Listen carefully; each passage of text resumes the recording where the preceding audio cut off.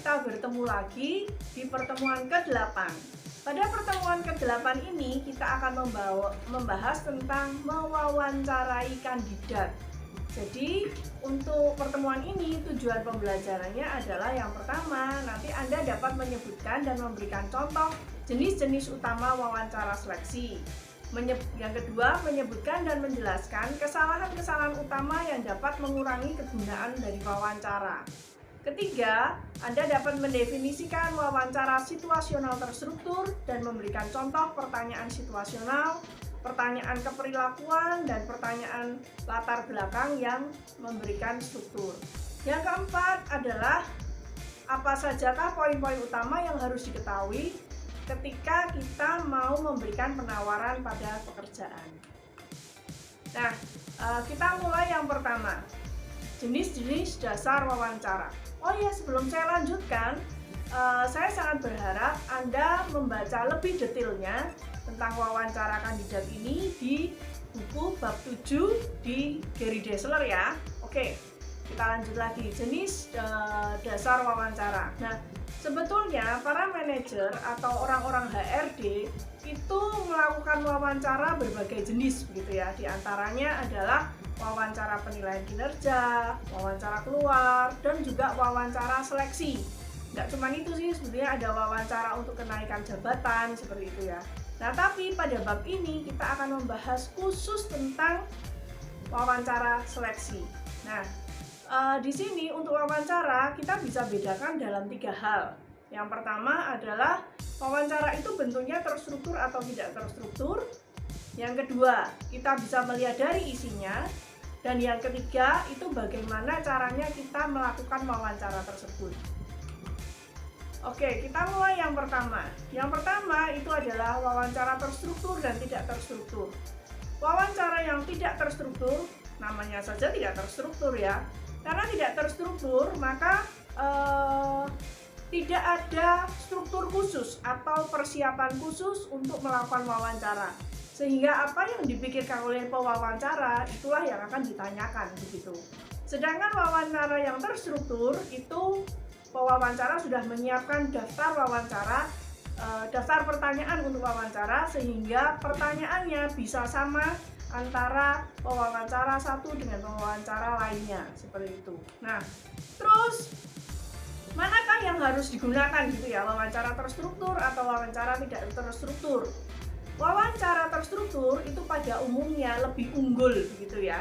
Dalam wawancara terstruktur, semua pewawancara biasanya mengajukan pertanyaan yang sama kepada seluruh pelamar. Karena hal tersebut, maka wawancara ini cenderung lebih konsisten, lebih reliabel, dan lebih valid. Tetapi dengan mengikuti format terstruktur saja, itu kita mungkin tidak akan mendapatkan tambahan informasi begitu. Tetapi kalau tidak terstruktur, digabungkan begitu ya, itu bisa mempertanyakan lebih lanjut dari pertanyaan yang terstruktur. Terus yang berikutnya tadi tentang isi begitu ya, jenis wawancara berdasarkan isi. Nah, kita juga bisa melihat dengan cara ini, dengan cara ya, wawancara situasional. Apa itu wawancara situasional? Wawancara situasional itu adalah serangkaian pertanyaan yang terkait dengan pekerjaan yang berfokus pada bagaimana kandidat itu akan berperilaku pada situasi tertentu. Terus juga ada isi cara kita mewawancarai begitu ya, dengan cara yang namanya wawancara keperilakuan. Wawancara keperilakuan ini adalah memuat serangkaian pertanyaan terkait pekerjaan yang berfokus pada bagaimana kandidat itu bereaksi terhadap situasi aktual di masa lalu. Jadi bisa saja dia akan ditanyai, seandainya kamu dimarahi oleh atasanmu, apa yang kamu lakukan? Gitu ya, seperti itu. Terus juga yang berikutnya tentang isi dalam wawancara, bisa juga menanyakan tentang kaitannya dengan pekerjaan gitu ya. Jadi fokus pada perilaku ketika si pelamar ini tadi itu melakukan pekerjaannya di masa lalu. Apa saja sih yang dia lakukan? Tanggung jawab apa sih yang dia lakukan? Seperti itu. Nah, yang ketiga tadi dari jenis-jenis wawancara tadi ya, itu ada bagaimana cara kita harus melakukan wawancara tersebut. Nah, memberi kerja itu bisa pakai beberapa cara ini gitu ya. Yang pertama, wawancaranya tuh 1 lawan 1. Jadi namanya saja 1 lawan 1. Berarti di situ ada 2 orang bertemu, yang satu adalah orang yang diwawancarai dan satunya yang mewawancarai, dan mereka menjalin komunikasi lisan gitu. Yang kedua, itu bisa dalam bentuk wawancara berurutan atau serial. Di sini beberapa orang mewawancarai pelamar tersebut secara berurutan, tapi tetap 1 lawan 1, dan kemudian mengambil keputusan perekrutan mereka seperti itu. Yang ketiga, itu adalah wawancara berurutan tidak terstruktur. Jadi setiap pewawancara umumnya hanya mengajukan pertanyaan yang terlintas. Dalam wawancara berurutan terstruktur, setiap pewawancara menilai kandidat pada sebuah formulir evaluasi standar dengan menggunakan pertanyaan-pertanyaan terstandarisasi. Nah, berikutnya ada juga nih wawancara panel. Nah, wawancara panel ini juga sering dikenal dengan sebutan wawancara dewan, di mana wawancara ini dilakukan oleh suatu tim yang secara bersama-sama menanyai setiap kandidat, kemudian mengkombinasikan nilai mereka dari kandidat ini dan di rata-rata bisa jadi atau dijumlahkan begitu dan mendapatkan nilai akhir dari pelamar seperti itu. Yang lainnya ada format panel begitu ya. Di sini pewawancara itu dapat mengajukan pertanyaan tindak lanjut gitu ya. Pertanyaan tindak lanjut seperti yang dilakukan wartawan kalau saat konferensi pers begitu ya. Jadi setelah ini lalu bagaimana? Lalu bagaimana? Itu boleh dilakukan seperti itu. Nah, bentuk yang lain ini seringkali terjadi ketika kita itu jauh dengan pelamar begitu ya. Jadi pelamar mungkin ada di luar kota, bahkan di luar negeri begitu ya. Yang bisa dilakukan adalah dengan wawancara melalui telepon seperti itu. Cara ini sebetulnya juga kita bisa bisa bagus juga dibandingkan dengan wawancara tatap muka begitu ya. Yang penting adalah bagaimana cara kita untuk menggali informasi dari kandidat. Yang lain lagi, mungkin sekarang sudah zamannya Zoom begitu ya. Sehingga wawancara itu bisa terkomputerisasi melalui Zoom. Kalau dulu masih pakai Skype gitu ya. Sekarang kita sudah bisa pakai Zoom. Nah, di situ kita juga tetap bisa menggali pertanyaan dan informasi yang kita butuhkan. Misalnya seperti pengalaman, keterampilan, pengetahuan, dan dari situ kita juga bisa melihat sikap mereka saat wawancara juga. Seperti itu. Nah, yang terakhir itu adalah lucu ini istilahnya, kencan cepat gitu ya. Nah, dengan kebaikan dan keburukan dari beberapa pemberi kerja ini menggunakan kencan cepat begitu ya. Pemberi kerja mengirimkan surat elektronik pada semua pelamar untuk diisi begitu ya. Sehingga dari situ kita bisa tahu informasi dari si pelamar. Topik berikutnya adalah kita akan membahas tentang 3 cara untuk membuat wawancara itu lebih berguna, gitu ya. Yang pertama yang bisa kita lakukan itu adalah dengan menggunakan wawancara situasional terstruktur. Nah, yang dilakukan adalah pertama, buatlah struktur wawancara tersebut. Jadi kita sudah punya daftar pertanyaan, begitu ya. Terus wawancara situasional terstruktur ini akan menghasilkan nilai min validitas yang lebih tinggi dibandingkan wawancara terkait pekerjaan atau keperilakuan, yang pada gilirannya nanti hasil min validitas ini akan lebih tinggi dibandingkan wawancara psikologis. Nah, untuk keterangan lebih lanjut kenapa kita akan menggunakan situasional terstruktur, Anda bisa membaca di buku Gary Dessler bab 7 ya. Terus cara yang kedua supaya kita lebih tahu bagaimana supaya wawancara itu lebih berguna gitu. Yang kedua adalah ketahui apa yang akan ditanyakan. Jadi wawancara itu adalah alat yang baik untuk mengungkapkan sesuatu gitu ya dibandingkan lainnya. Kenapa? Karena di sana kita itu bisa melihat sifat ekstraversi, keramahan pada peserta yang diwawancarai. Dari sana kita bisa melihat sikap dan ini ya body language dari yang kita wawancarai. Cara yang ketiga itu adalah hati-hati agar tidak melakukan kesalahan wawancara. Nah, kesalahan wawancara apa aja?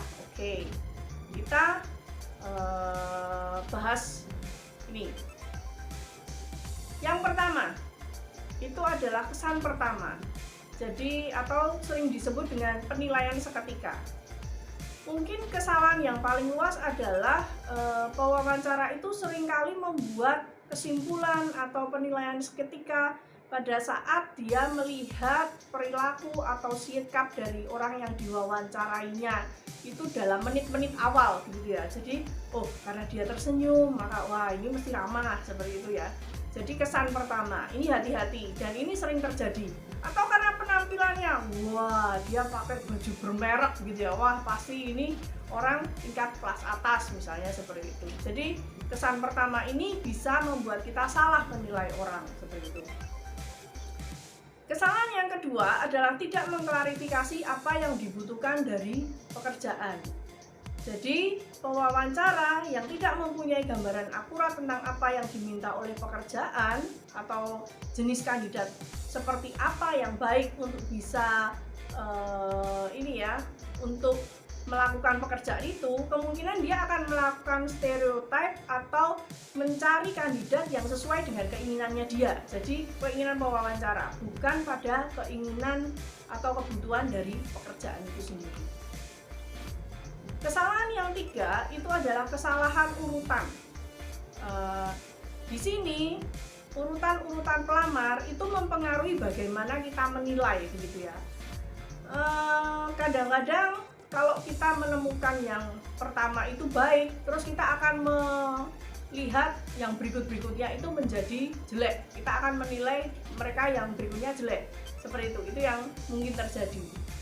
Kemudian kesalahan yang keempat itu adalah perilaku nonverbal dan juga manajemen impresi gitu ya. Perilaku nonverbal pelamar itu misalnya dengan dia tersenyum atau dia menghindari tatapan mata kita gitu ya. Itu dapat memberikan dampak yang mengejutkan untuk penilaian begitu ya. Karena kadang-kadang hal-hal semacam itu masuk dalam subjektivitas pewawancara. Sebaiknya dihindari. Jadi kita lebih fokus pada jawaban atau informasi dari pertanyaan-pertanyaan yang kita sampaikan. Untuk manajemen impresi, ternyata ada sebuah studi begitu ya yang menemukan bahwa beberapa orang itu menggunakan sikap untuk mengambil hati atau bahkan membujuk pewawancara untuk menyukai mereka. Misalnya kandidat itu memuji pewawancara atau tampaknya setuju dengan pendapat pewawancara supaya mereka itu dianggap mempunyai frekuensi atau sinyal yang sama untuk keyakinan mereka gitu ya, supaya karena saya mirip dengan pewawancara, kemungkinan saya akan mendapatkan tempat untuk posisi yang saya wawancara gitu ya. Nah, ini yang terjadi. Terus yang kesalahan yang lain ini ada pengaruh karakteristik personal, daya tarik, gender, ras gitu ya. Nah, sayang sekali bahwa atribut-atribut fisik ini itu juga bisa mendistorsi penilaian. Misalnya ras begitu ya. Kalau Anda suka dengan ras tertentu, maka Anda akan mempertimbangkan untuk menerima ras tertentu tersebut begitu ya. Secara umum, kandidat itu membuktikan bahwa berbagai atribut dan disabilitas gitu ya, itu memberikan kesempatan yang kecil untuk mendapatkan keputusan positif. Jadi ada kebanyakan pewawancara itu yang kalau terkena kesalahan ini itu adalah dia menganggap bahwa mereka yang cacat, mereka yang punya latar belakang orang tua bercerai dan lain sebagainya, itu bisa membuat penilaian kita terhadap wawancara itu menjadi rendah. Nah, kita sudah belajar tentang kesalahan pewawancara. Terus bagaimana kita bisa merancang dan melakukan wawancara yang efektif gitu ya. Nah, dalam bukunya Gary Dessler itu dikatakan supaya efektif maka kita melakukan wawancara situasional yang terstruktur. Artinya, kita menyediakan serangkaian pertanyaan yang relevan dengan pekerjaan dan jawaban yang telah ditentukan sebelumnya yang diajukan ke pewawancara kepada seluruh pelamar pekerjaan tersebut. Langkahnya bagaimana? Yang pertama, kita harus menganalisis pekerjaan. Yang kedua, kita harus memeringkat tugas-tugas utama pekerjaan. Yang ketiga, kita harus membuat pertanyaan wawancara. Yang keempat, itu kita harus membuat jawaban pembanding begitu ya, atau ada benchmark. Jadi kira-kira kalau jawab pertanyaan seperti ini harus jawabannya kira-kira seperti apa. Jadi kita sudah buat jawabannya dulu gitu ya. Terus yang langkah terakhir, tunjuklah panel wawancara dan lakukan wawancara. Nanti di situ kita dapat melakukan penilaian pada kandidat. Nah, wawancara yang efektif itu juga melakukan beberapa hal ini. Yang pertama, pastikan kita itu mengetahui pekerjaan apa yang diwawancarai begitu ya, sehingga kita tidak salah membuat pertanyaan begitu. Karena tentu saja pekerjaan yang menggunakan fisik itu akan berbeda pertanyaannya dengan mereka yang pekerjaannya lebih pada memikirkan konsep seperti itu. Yang kedua yang harus kita lakukan juga adalah buat struktur wawancara. Jadi pertanyaan-pertanyaan ini tadi ya kita siapkan. Yang ketiga, buat terorganisasi. Jadi pertanyaan-pertanyaan itu kalau bisa ada hubungannya gitu ya. Yang keempat, bangun hubungan baik dengan kandidat. Terus setelah hubungan baik terjalin, lanjutkan dengan ajukan pertanyaannya gitu ya. Selama melakukan pertanyaan ini, buatlah catatan singkat, tapi kalau bisa nggak ketahuan ya, jangan sampai menarik perhatian dari orang yang diwawancarai. Nah, setelah itu tutup wawancara dan coba tinjau wawancara itu bersama tim Anda. Berikutnya, kita juga akan melakukan penawaran pekerjaan ya. Kadang-kadang saat wawancara itu kita sudah tertarik nih sama orang ini, wah rasanya cocok ini untuk pekerjaan yang saya butuhkan. Maka untuk penawaran pekerjaan itu bisa dilakukan dengan 3 cara. Jadi kita bisa melakukan dengan pendekatan penilaian secara subjektif, menimbang semua bukti mengenai kandidat tersebut. Bisa juga penentuan kita menerima atau tidaknya itu dengan statistik, benar-benar dihitung semua buktinya, kita skor begitu ya hasil wawancara itu. Atau yang ketiga, kita melakukan keduanya, jadi secara subjektif maupun secara statistik. Dan akan lebih baik kalau kombinasi ini dilakukan seperti itu ya, sebelum kita memutuskan apakah kita akan memberi penawaran pekerjaan ini pada kandidat tersebut. Nah, sudah selesai sih ceritanya, tapi saya mau menambahkan satu hal yang mungkin kan tadi dari sisi pewawancara terus gitu ya.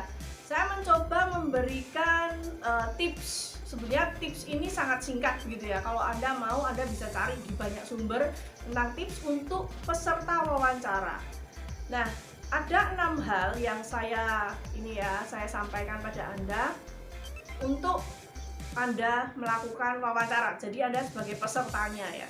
Yang pertama itu adalah Anda harus mempersiapkan wawancara karena itu penting gitu ya. Termasuk bagian yang punya porsi besar untuk mendapatkan penilaian itu adalah di wawancara karena di sana ada interaksi gitu ya. Yang kedua itu adalah ungkapkan kebutuhan sebenarnya gitu ya.